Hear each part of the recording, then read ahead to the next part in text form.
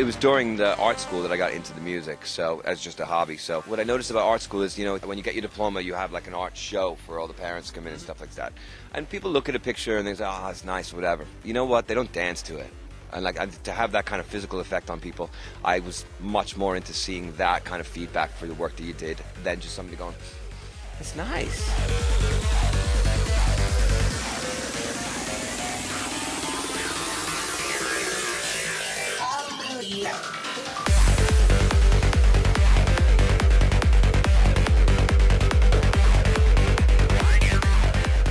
My name is TEAMKIDSON and we're here in Zurich for the Zürich Street Parade and for the Synergy after party. I'm with Mr. Tyas. How are you doing today? Tired. It was a long day yesterday. You played at the Orbit truck first. Yes. Yeah, it was pretty awesome actually. Like I think I was told it was the biggest truck on the entire parade, and it was awesome. The whole day was fantastic, and we got lucky with the weather too. The entire week, the forecast was rain for Saturday. And then yesterday it was even the sun peaked out for about 4 or 5 hours, so not a drop of rain the whole day. So we got lucky. And then you played the Synergy after party at the Alta. Yes, and it's the most packed I've ever seen that venue. So also another really big win for trance music here in Switzerland, and yeah, no complaints there. I mean, I'm just blown away by the entire day, the organization of all the promoters and how they put together, of course, the Orbit truck, and of course the after party by Synergy. It's fantastic. As I've gotten to know you over the years, I feel that you're a very confident person, right? But before your set last night, I asked you how you were, and you said, I don't remember the exact word, but you said that you were anxious or something. And I asked you why, and you said, oh, I'm always anxious before I go on play. Always. What's that feeling like? I mean, it was also off the back of like a really long day, so I was really tired, and I just wanted to like make sure I was really fully into it, because I mean, I had never seen that venue that crowded before. So hopefully we got a lot of people that also not only the core trance fans, but also people that have come out and see trance music for their first time in Switzerland, and hopefully, yeah, building how this country sees trance music, rebuilding how this country sees trance music. Because right now it's like, you know, you only had 2 floats out of 25 at the parade yesterday that were playing trance. So it was, I think it was only 2, and it's just nice that many people show up for the after party. I mean, I think we smoked half the mainstream after parties too, so it's good. But do you get nervous before getting up on the stage? Yes, very. I mean, always, every single gig, especially the important ones. But I mean, you make it through after the 3rd track. You're always just, you know, then you get into a flow. But I mean, first 3 mixes are always shaky. Today you're actually taking the train home, right? Yeah. How does it feel to play so close to home? Oh, it's awesome. I love it. It's so nice to not have to go and show up for airport security and be waiting for an hour for the flight. Just get on a train, go home. Easy. And first you moved to Germany, right? Yes. To come to Europe. Yep. Why did you move in the beginning? Let's see. Let's see. I was very active on the tranceaddict.com and trance.nu amateur producers forums. And there was a guy there that was kind of monitoring, I guess, with the different demos that different people are posting up, more than trance.nu. And then I got an email one day. He's like, you know, I mean, he was giving me like a couple of remix deals to do for him and stuff. But then out of the blue one day, he's like, how would you feel about moving to Germany to work in my studio? I'm like, I had nothing else on. So I'm like, okay, yeah, let's do that. And yeah, that was it. Dropped everything and got there in about a month. And before that, you didn't even have a passport, right? I didn't even have a passport, no. That was the first time I had ever been out of the country, and the first time leaving the country was to move, which was, of course, daunting, but it was exciting, too. How much of an adventure was it to come to Europe? I mean, everything was new to me. I mean, plus the fact that you're moving to a country where English is not even the native language, and yeah, a lot of good 6 years of Spanish did for me in high school. So yeah, that was also, you know, that was also useless as well.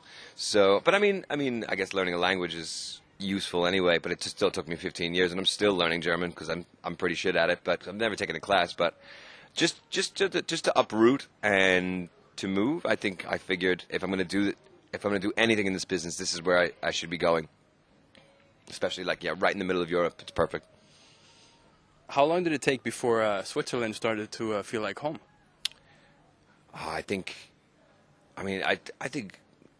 it was feeling like home pretty quickly. I mean, my wife's family is amazingly welcoming, and super warm. So I mean, it was very quick before I was. I mean, of course, I always miss New York.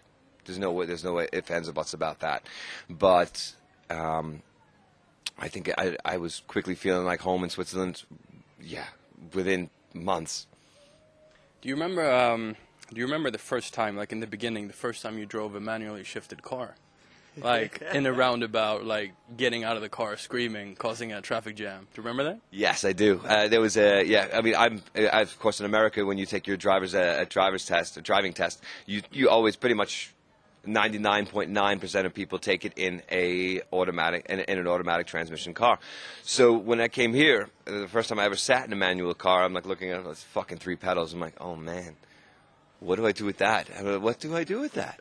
And so, yeah, I was in the middle of a traffic circle, and I literally stalled out 3 times in the middle of the circle. I just got out, and I told my wife, I'm like, you fucking drive. I can't do it. No way. I just cannot. Yeah, I was pretty bad at it. I'm still pretty bad at it. We only buy automatic cars because of me, but, yeah, I'm pretty bad. What can I say? You are pretty bad because you're known as the Degenerate too, right? Yes. But you were actually a straight A student in a Catholic boys' school in New York. Yeah. What happened? I'm still very smart. I hope. I'm hoping I didn't lose too many brain cells over the years, but yeah, it was. It's just. I mean, what do you mean? I'm like. I guess. No, I'm just talking about your image. That you're. I mean, I was bad boy always, Sean yeah, now. I mean, I was always staying after school with detention. I was always in trouble. But you know, at the end of the day, I mean, I always kept the grades up. But it wasn't like something. And cause my father told me, he's like, okay, at the end of these 4 years, you better have a 90% average, or don't even bother coming home. So what did I end up with at the end of the 4 years? 90.1 average, just because that was all that was needed.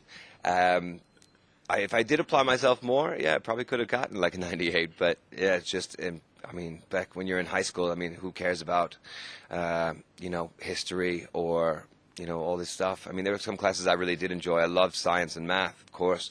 But you know, when you're back in high school, you don't see the bigger plan for life anyway. So, yeah, I mean, of course, everybody says, oh, if I could go back and do it again, yeah, I would definitely do things differently too. But I wanted to see if we could go back even a little bit further to Massapequa Park, New York, 1991. You have actually just heard electronic interpretations of O Fortuna. Okay. Where are you right now? Like, where are you in your house? Like, what are you thinking? Right now, I mean, I'm more exploring. I mean, musically, you mean? I think I just want to hear other sounds. I mean, for me, you know, O Fortuna was a great example. It wasn't necessarily the melody. I mean, if you go listen to that track, it sounds so dated, and the melody was nothing special. But it was about this particular sound. It was a vibe of music, electronic music, and it was completely new and fresh to me, and it still is. And people are pushing the envelope, and yeah, I'll never look back. I just want to keep looking forward, and that was a good indicator as to what was to come in my life, I guess. How did you find artists to listen to in the beginning? Oh, in America, that was actually really, really hard, especially in the early 90s. You would actually go to a shop, like go to a CD store. Oh, God bless them. They rest in peace. There pretty much are no more. But you would go into a CD store, and this section was literally just two little rows and a little fixture of. And it was actually called techno. It was just a blanket phrase of all dance music was called techno. And I just picked, I mean, you didn't even know what the CDs were, so you were kind of just going based on how cool the CD looked or whatever. And I would just buy like a couple of CDs and, yeah, just try my best to find, new sounds. And I think I was 11 years old, so it was a weird thing for an 11-year-old kid to be buying, but, yeah, this is what I liked. Tell me about Impulse Tracker. Impulse Tracker, I mean, that's how I started making music. I mean, it was more like, I mean, even back then, it was just more of like for a laugh with some friends. I mean, you would make music and you save your project to a floppy disk and bring it to school, and then like they would take that project and go. It was MS-DOS based just for geeky terms and stuff. MS-DOS based music where you would write music from top to bottom as opposed to writing from left to right. and you would do all your coding in hexadecimals. So you would have not just from 0 to 10, 0 to 9. You would also have, it would also go so 0 to 9, and then A, B, C, D, E, F, and then that would restart. So that you would have like 16 numbers. It was based on 16 instead of 10. It was weird, but it was definitely, I mean, of course, music is always based on 16, so that fits in very well. And yeah, that's pretty much how I started. I mean, that scene is still going very strong. It's called the demo scene, and these guys make some sick music with absolutely no gear. Speaking of gear, I hear that you used to have some really interesting taste in fashion when it came to your raver gear, right? When you were younger.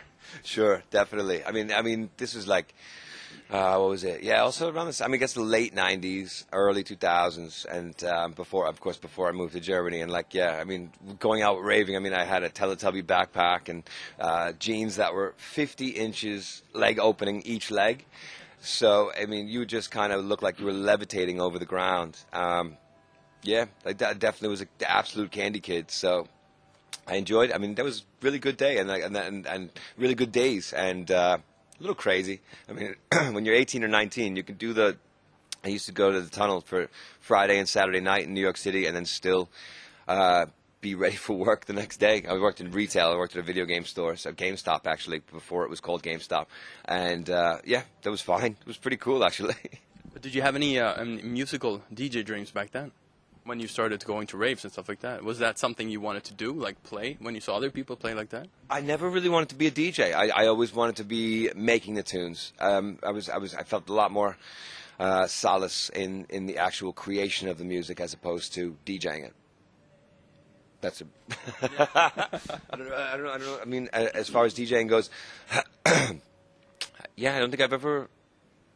It's not something I ever really wanted to do. I find much more comfort in the studio behind, like in front of a sequencer making the tunes, as opposed to being on stage. I'm actually a bit stage fright, so maybe that's why I also, back to the other question, maybe that's why I get anxious. A couple of weeks ago, I got to spend a couple of days with Darren Porter, who you know very well as well.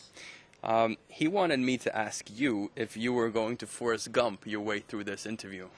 I always do, because he's always really angry with me because whenever I turn up with like a new piano melody and stuff like that, because I'm not classically trained at all, and he used to think that I was classically trained because of the way I do my piano sequences and stuff, and he always gets so mad because he was classically trained and he learned all that. He knows music theory very well, and he can explain why chord progressions work a certain way. And then I'll turn up with a chord progression and a melody over the top, and he goes, "Fuck you." He's like, "This is just," and I'm like, "Totally, it was an accident." And yeah, most of my melodies are usually just accidents, or you're just jamming along, and you get a little riff that you can turn into a full melody, and like, yeah, I just call it Forrest Gumping my way through it.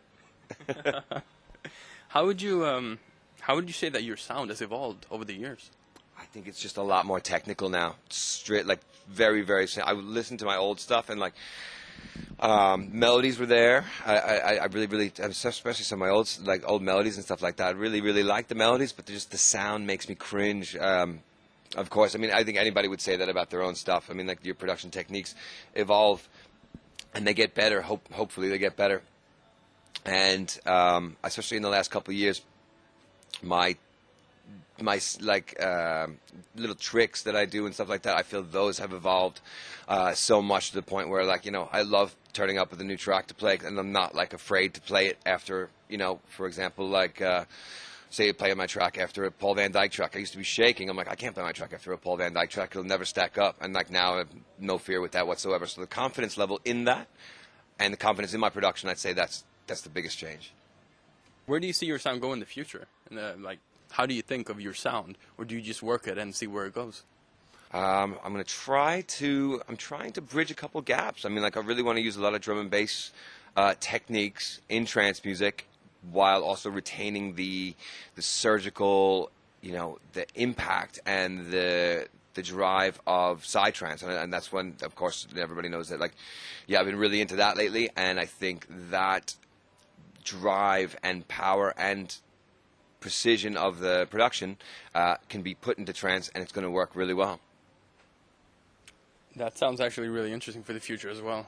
Could be. I'm Yeah, it's just finding a good mix, because like, you know, you want to make sure that you're not reaching too far on one side or the other. But for the trance stuff, I think it's definitely the next step for trance. Because right now, I mean, like you have trance music that's like, it's not really evolving fast enough. I mean, a lot of the guys that are doing the 140 stuff, they just sound the same as we did when we were doing it 10 or 11 years ago.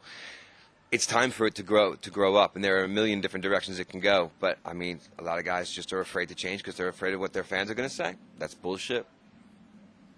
I also tried to get some dirt on you for this interview from Darren, but actually, he was very kind.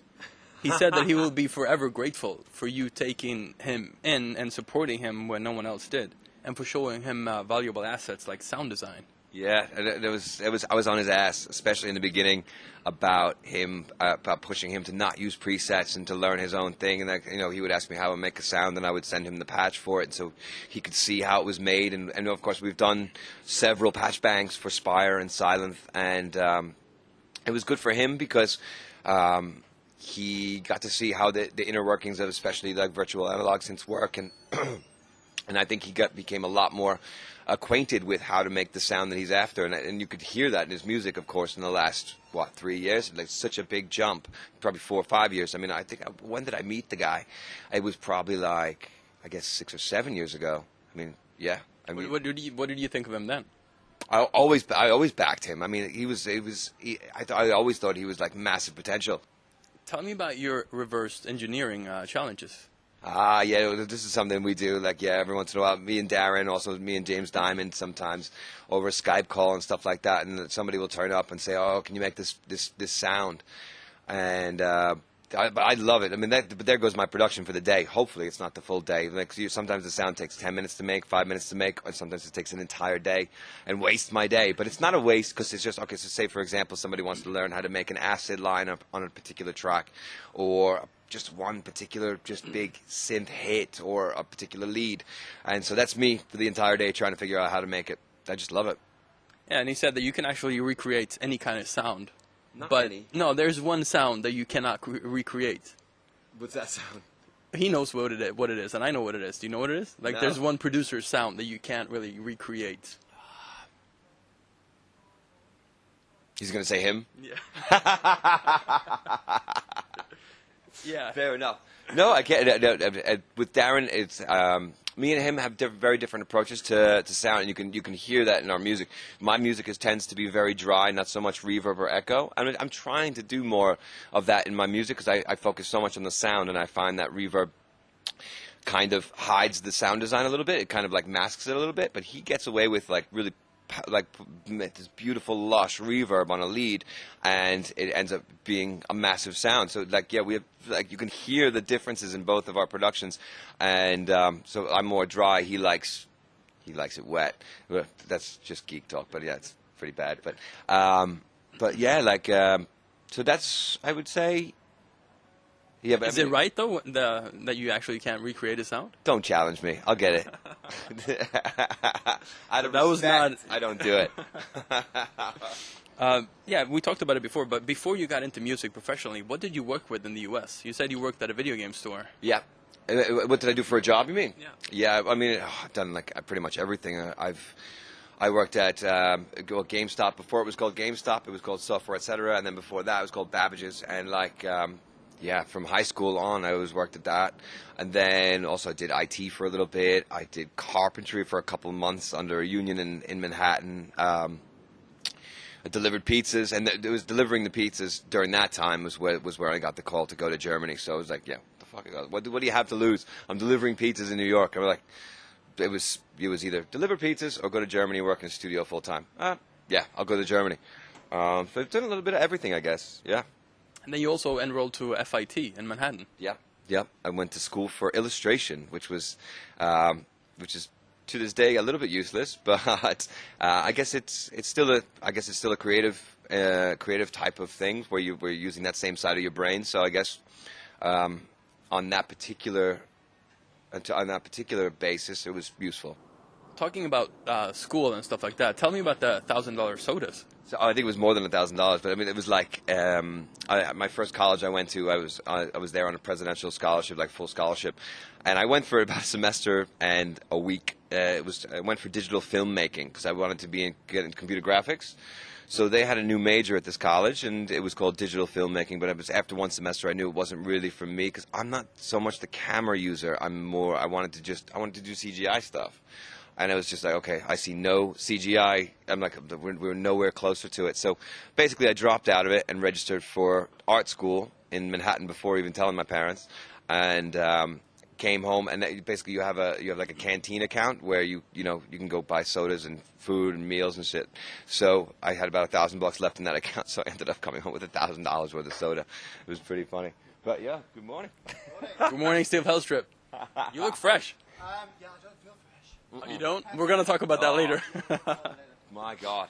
But yeah, you mentioned it before, and I read in a previous interview that you actually never had a dream about becoming a producer or a DJ, right? No, I think I wanted to just work for a Japanese animation company and just draw for a living. It's always what I wanted to do. And then funny enough, after graduation day, I think I've drawn about 4 pictures. Oh, you haven't drawn anything? Not really, no. Been so busy with the music stuff. It was during the art school that I got into the music, so as just a hobby. So, and I just, what I noticed about art school is, at the end and when you get your diploma, you have like an art show for all the parents to come in and stuff like that. And people look at a picture and they say, oh, that's nice, whatever. But you know what? They don't dance to it. And to have that kind of physical effect on people, I was much more into seeing that kind of feedback for the work that you did than just somebody going, that's nice. And that's all you get out of a picture. So, yeah. Yeah, so what was it that actually made you want to sit down and produce your first track? If we go further from Impulse Tracker, if we go into professional software and actually wanting to produce something on another level? Probably the same exact reason I do the reverse engineering so much, because I just wanted to see how something ticks. I wanted to see what goes into making a track. I just wanted to see what is this all about? Like how are people doing this? And how are people making this amazing sound? That's pretty much the reason for doing all of it. And do you remember when the dream occurred about becoming a world-traveling DJ, or? Never. It was probably more of a fear than anything else because, like I said, I'm a little bit stage fright anyway. It was never really definitely high on the list. I just wanted to make the music, but now these days, of course, you have to do both, and that's how I fell into DJing, whereas a lot of people, of course, go the other direction from DJing into production. I went the other way, so yeah, but it's worked out decently. Decently, yeah. One of your first gigs was in Milan. That's true. Do you remember that? Of course, for one of Manuel Lasso's Transcade parties, and it was fantastic. Yeah, actually drove there. Actually, my wife drove there because it was a manual transmission car. But yeah, and it was pretty awesome though. It was definitely like I had a good taste of how the Italian culture was, and of course it was a really cool party. It was the first time I had ever met Manuel Lasso in person, and yeah, good start to things. I think it was either that gig or Doncaster, UK, that were either one of my. I'm not sure which one was my first official gig, but. Do you remember how nervous you were in Milan? Before the gig. For some reason, I was a little bit. Manuel has a way of making you very comfortable and making jokes, and you felt really, really good. And the Italians are also very welcoming, and so you know what? I probably wasn't as anxious as I should have been there. Do you remember that you actually accidentally turned off the music in Milan? Or? I do that all the time. Just because I'm either maybe one too many drinks or, yeah. I mean, I don't really do that all the time anymore. Actually, to be fair, I haven't really turned the music off in a long time. But in the beginning, I mean, because I didn't have CDJs at home. So my first time ever using a CDJ was either... was on a gig, or? It was either that Milan show or the Doncaster gig was the first time I've ever even seen decks with the desire to actually use them. How did you know how to mix, or how did you just? I grew up on turntables. I grew up on vinyl, but as far as CDJs go, I had never even touched one. So what's the biggest mistake you've ever made on stage? That's cool. There's probably a few, I guess. I don't know. I mean, the biggest mistake you can ever make is to have too many drinks before you go. I mean, and for me, it's a matter of just not getting to a gig too early to give yourself a lot of time to get up to no good. So I think the worst thing I ever did on stage, I probably by accident played off somebody else's SD card and didn't even know it. I think it was Andy Moore. So yeah, I mean, what is it like, this job that you have?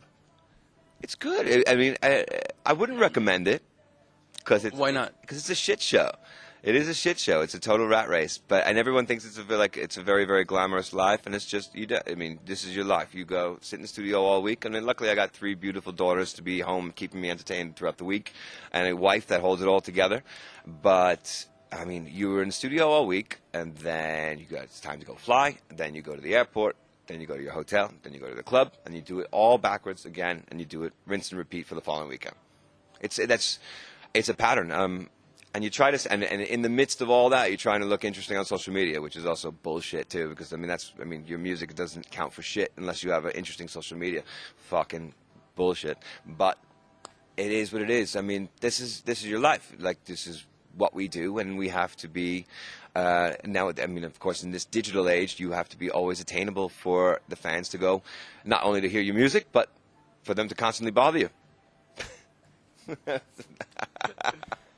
Have you ever lost balance? All the time. I think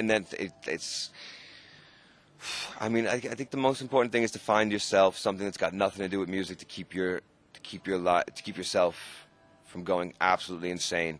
And for me, that's usually like just TV shows and video games, because I can zone out and concentrate on something completely different for a little bit. Of course, and then when you come back to the music part, you're focused and you're kind of remotivated. And the guys would say, "Oh, I just live, like, I eat, sleep, and dream music." I'm like, "You're full of shit." I'm like, "You just can't." And at the very least, if you do, you're going to burn out, because your brain needs to switch off. So just to recharge a little bit. How do you go from flying about weekends to boom, be in the studio and be focused? You don't jump right into. I usually just don't jump right into production. I'll usually do like maybe even a day or a half a day of reverse engineering somebody else's track, just to kind of get the wheels greased up, and then by doing that, you usually get ideas for your own stuff anyway, like during that course. So basically usually Monday is like a warm up and just a little bit of reverse engineering and build up a couple new sounds, and then go back and use them.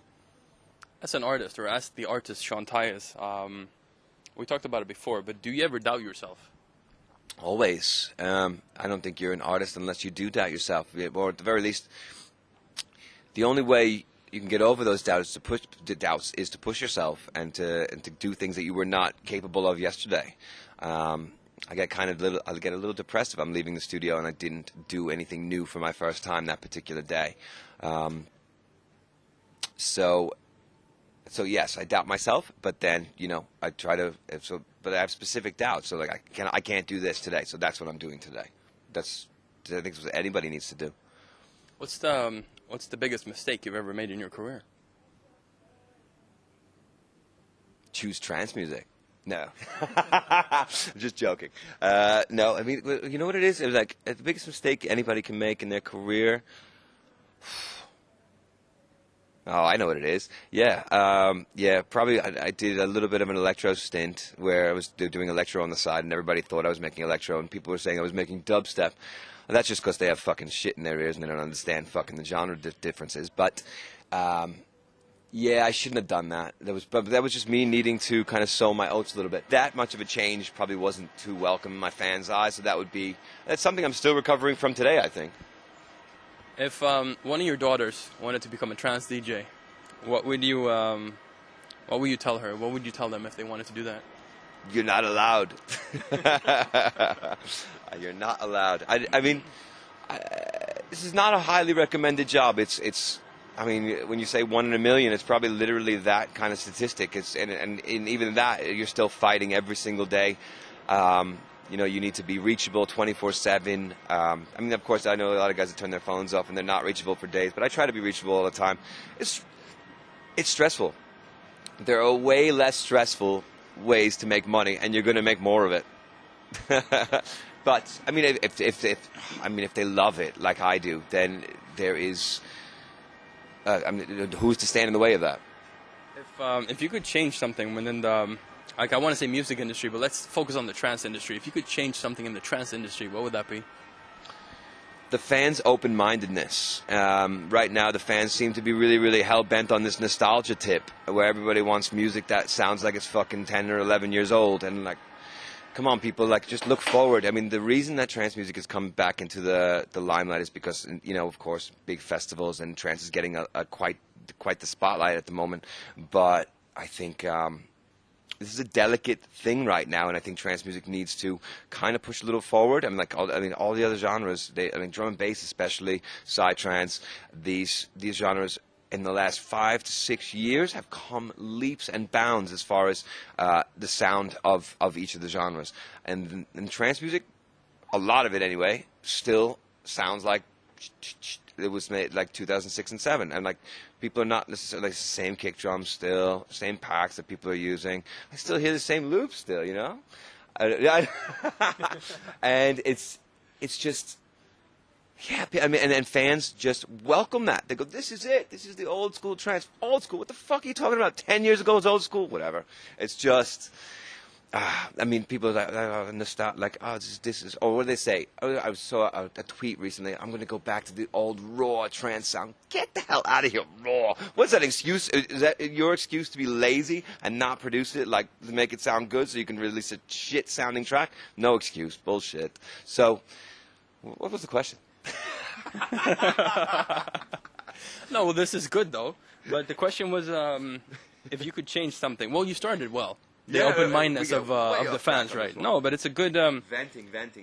Yeah. Oh no. Okay. So yeah, where should? No, what would you like to change within the trance industry? Yes. Okay. So yeah, the fans' open-mindedness. They should be a little bit more ready for somebody doing something new in the sound, as opposed to crucifying them if they've used a sound that was, for example, in another genre such as house or something like that. If they're using it in a creative way that's still driving and fueling the power of a track, then it should be rewarded. Simple as that. And not crucified for using a sound that's previously in a house track or in a drum and bass or even a dubstep tune. Let's skip to today, and let's skip to the 7. But before we go into the 7, tell me about the €1,000 bet you have with John Askew. Yeah, I canceled the bet. I mean, basically, he told me. Does he know that, or? Yeah. He was offering me €1,000 to just grow a mustache and not have anything underneath. And well, at first, I mean, I grew the mustache, but I also had like underneath to balance it out. Because if you just do a mustache, you look a little Miami Vice. So, or like, there was a photo on social media with you and the mustache, I think. Yeah, and I shaved it off like promptly right after that. But he said you got to shave off underneath too. I'm like, dude, it's just way too like 80s kind of cliche cop looking, or porn star for that matter. I'm like, nah. I mean, if I do it underneath, but so yeah. So he goes, so I did the mustache and the bottom like this, like just a little line here, and he goes, okay, that's only worth €500. I'm like, you know what? That's not worth it to me. No. Still, I was like, I probably should have done it anyway. I mean, €500 to fucking grow some facial hair. It's kind of funny, but whatever. We canceled it. So yeah, tell me about the 7. So yeah, it's. I mean, I think we came together. What about like? I think it's been almost 2 years already, roughly. It's been a really good, so far it's been a hell of a romp. We got everybody has their act together. Everybody's been just working their asses off on tracks. Track releases every single month. The T-shirts sell like hotcakes. I saw a lot of people last night with it too. It's insane, yeah. And also from the float too, like from the float looking down, I think it's at least 5 to 10 7 shirts throughout the day. Whoa. I'm actually done with that paper, so we don't need that. No, but I need to put my foot on it so it doesn't go away though. But yeah, it's cool to see people wearing the brand like that. Definitely, people have gotten really behind it. The 7 guys that are in it it's a good varied sound, and it covers all the harder styles of trance. And yeah, I mean, and we all get along really, really good too. So that's probably important anyway. But yeah, so it's nice. I mean, I have a lot of pride in the fact that I was selected for it, so that always helps. Yeah, I was going to ask you, what was the initial thought from you when you were approached to be part of a crew like that? Pride. Yeah, definitely. I mean, I know that, yeah, my sound is covers, uplifting, so I hate that word. the more melodic style of trance to side trance to tech trance, but so that would be my little niche in that, you know, in that team. And of course, John is like tech trance. You know, you got Asterix, which is on the side trance, Freedom Fighters side. Simon Patterson covers tech trance, the side trance too, even a bit of uplifting. You know, everybody does their own thing. Will's kind of like more wacky, out there ideas that are really well integrated into his tracks and like makes it work. And like everybody does something different. Blazer, of course, breaks. You know. You guys sound like a family. Oh, we probably act like it probably sometimes. Yeah, definitely the way we all work together is definitely a little bit family style, I guess.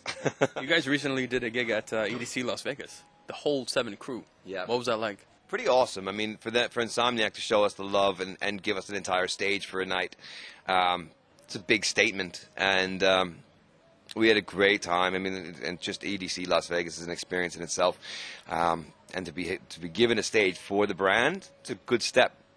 So yeah. Also, I think everybody took a lot of pride. John was quite, you know, John was quite stressed out the whole night, running around like, you know, it's his baby. So. It was very, very understandable, and but it was, you know, it was a good stress. It was just, you know, you want everything to go off without a hitch, and it was an awesome night.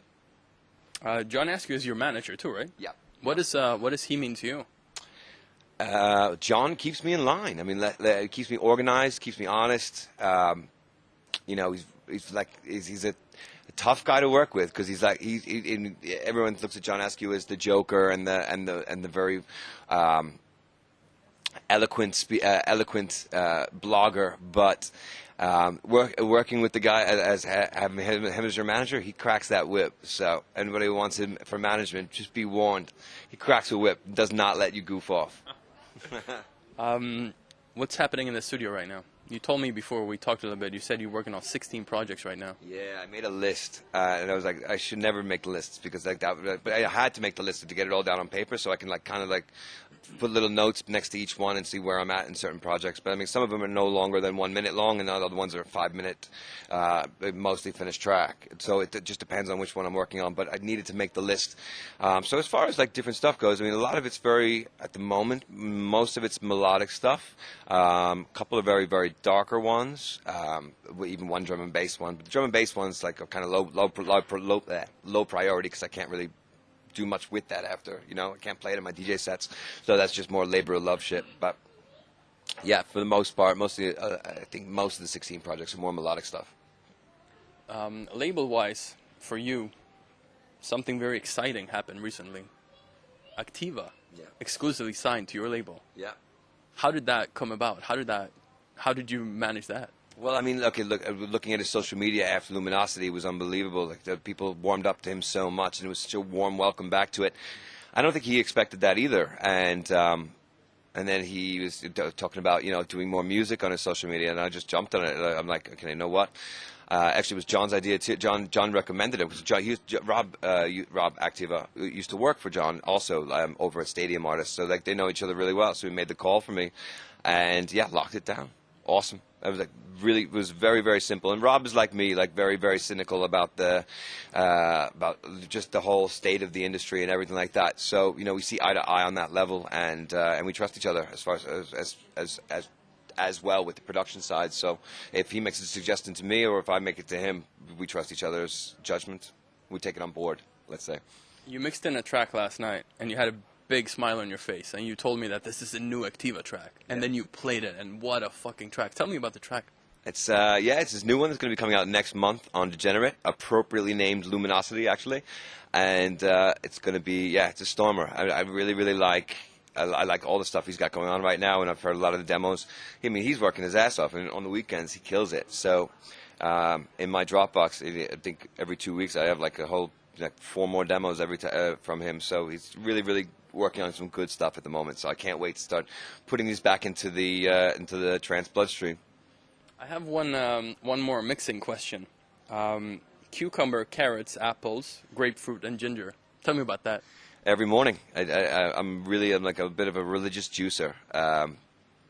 Every single morning I just put everything into a juicer and drink it. It's probably the one healthy thing I actually do.